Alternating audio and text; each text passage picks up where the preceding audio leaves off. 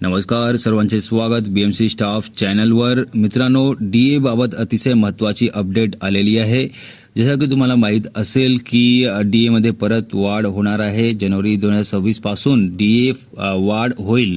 तर किती वाढ होईल आणि याचा जो फायदा आहे तुम्हाला कधी मिळेल, किती मिळेल, संपूर्ण माहिती आपण या व्हिडिओमध्ये जाणून घेऊया। तर हा व्हिडिओ तुम्ही संपूर्ण बघा। आपण पुढे जाऊया। अगोदर रिक्वेस्ट आहे की जर तुम्ही चॅनलवर नवीन असेल तर चॅनलला सबस्क्राइब करा आणि व्हिडिओला एक लाईक नक्की करा। मित्रांनो, जसं तुम्हाला माहीत आहे की वर्षात डीए मध्ये 2 वेळा वाढ होते। फर्स्ट टाइम जानेवारीमध्ये आणि सेकंड टाइम जुलैमध्ये।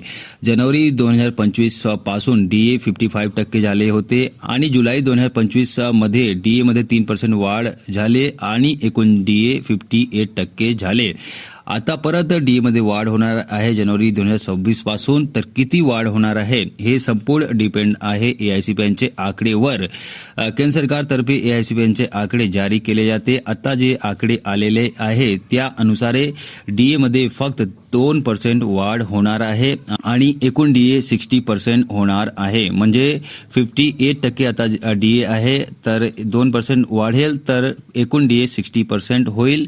याचा जो फायदा आहे एप्रिल किंवा मे महिन्याच्या सॅलरी मध्ये मिळणार आहे। जर एप्रिल महिन्याच्या सॅलरी मध्ये वाढून डीए मिळेल तर 3 महिन्याचा थकबाकी तुम्हाला मिळेल। जर मे महिन्याच्या सॅलरी आणि पेन्शन मध्ये 60% डीए तुम्हाला भेटेल तर 4 महिन्याचा थकबाकी सोबत सॅलरी आणि पेन्शन सुद्धा भेटेल।